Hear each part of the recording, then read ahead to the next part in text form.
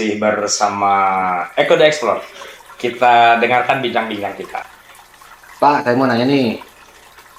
Pak, sosialisasi, kunjungan kerja, rapat di hotel, gitu ya cina Pak pagadagan teh. Itu kata pegadaian Pak, habis unit anggaran cina. Kalau kata Bapak gimana? Itu yang namanya memancing keributan. Hah?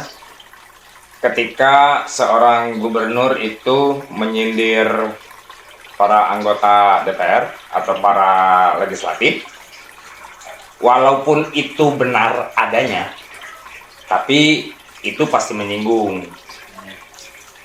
Memang di beberapa momen ada yang kepergok. Tidak semata-mata memang KDM juga berbicara seperti itu. Karena beliau kan pengalaman pada saat jadi bupati, jadi anggota DPR ya. Beliau pengalaman dengan hal-hal tersebut. Sehingga ketika beliau jadi pejabat teras sekarang, Gubernur Jawa Barat, beliau sudah tahu pekerjaan-pekerjaan kolega-koleganya dulu di gedung DPR itu seperti apa. Jadi kalau guyonan-guyonan itu seperti tadi, sosialisasi, kunjungan kerja, studi banding, rapat di hotel, ngabisin anggaran memang, iya. Tapi itu memang dianggarkan, ada anggarannya. Hanya seyogianya memang harusnya ketika ada satu program, kalau mau studi banding ya studi banding, tapi harus ada hasilnya. Kalau mau kunjungan kerja ya kunjungan kerja, tapi harus ada hasilnya. Kalau mau sosialisasi ya benar sosialisasi, ya kan? Jangan sampai programnya belum berjalan, uangnya sudah amblas. Ya, Begitu, dananya kebangetan. dananya kebangetan. Jadi kalau sekarang itu KDM banyak yang mengkritik lawan-lawan politiknya atau kolega-koleganya yang dulu bersama dia, itu ya wajar-wajar saja. Karena apa? Karena Pak KDM-nya ngomongnya sambil heureuy. Ya, Tapi tetap saja nyelakit. ya berarti yang itu mah yang nyokit berarti yang ngerasa berarti Pak.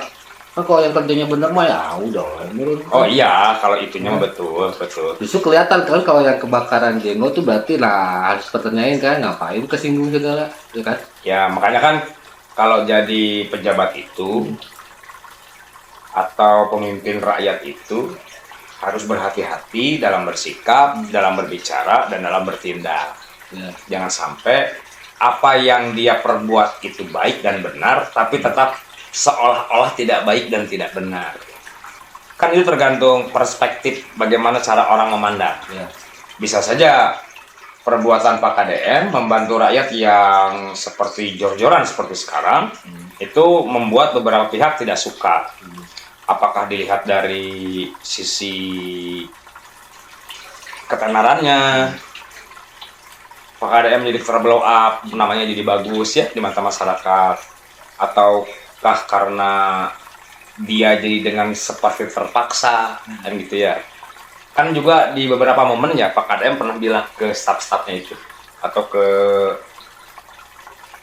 ASN-ASN yang ada di Pemprov Jabar, kerja dengan saya itu capek karena memang Pak KDM ini selalu muter kelihatan, selalu melihat gitu ya, selalu melihat rakyatnya dari dekat. Makanya Pak KDM itu punya kantor itu di 5 wilayah di Jawa Barat. Dia bagi per 5 wilayah. Jadi dia tidak jarang ada di kantor gubernuran. Jadi seolah-olah kantor gubernurnya ada 5. Dia punya jadwal tertentu di wilayah mana, wilayah itu begitu. Ya katanya nggak pernah masuk kantor, Pak. Ya bukan nggak pernah masuk kantor. Jika di awal sudah dikasih komitmen bahwa saya tidak akan pernah ada di kantor karena kantor saya sekarang ada 5. Ya, apalagi di zaman digitalisasi sekarang. Ya. Kan tanda tangan bisa melalui digital. Kalau ada sesuatu yang urgent kan juga bisa video call atau bisa apa gitu ya, melalui ada digital. Nah, dengan adanya sinyal-sinyal dari Pak KDM yang seperti tadi dikatakan itu ya harusnya semua introspeksi diri.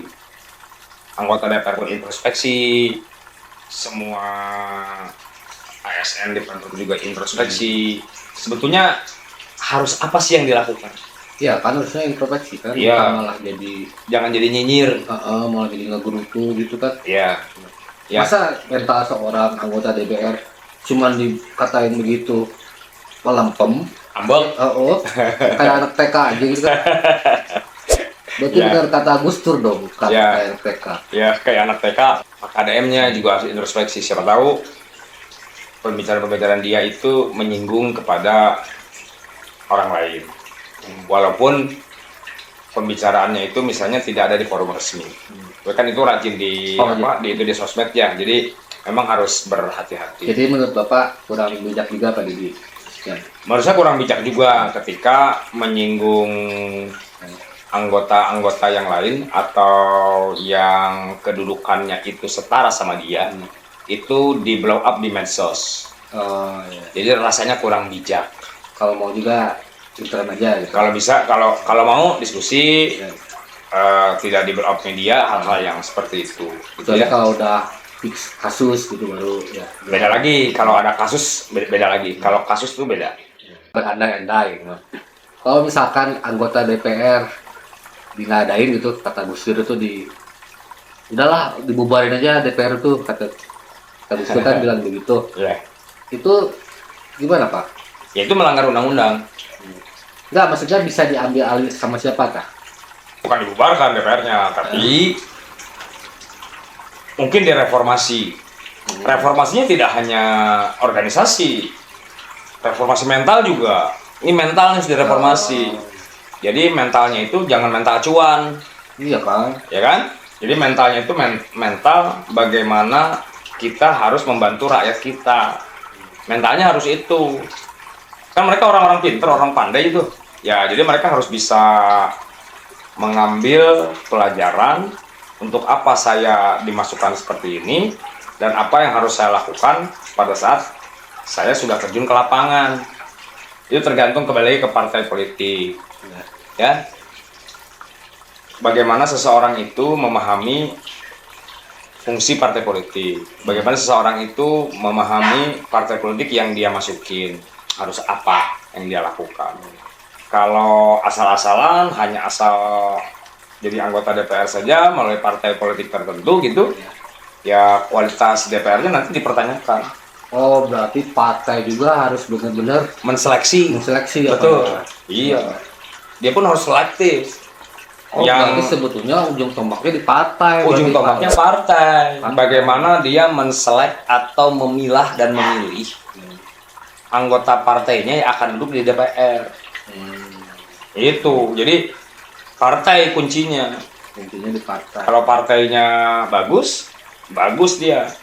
Jadi kuncinya di partai sama revolusi mental itu. Ya, revolusi mental. Ya. Kuncinya di partai dan revolusi mental. Kan waktu itu Pak Jokowi sudah mencanangkan itu ya. Revolusi mental katanya gitu. Tapi mana? Tidak terjadi. Ya kan? Malah korupsi makin banyak. Ya. Artinya mentalnya makin ambruk. Harus sering-sering dikasih tausiah ini Ustadz Abdul Somad gitu.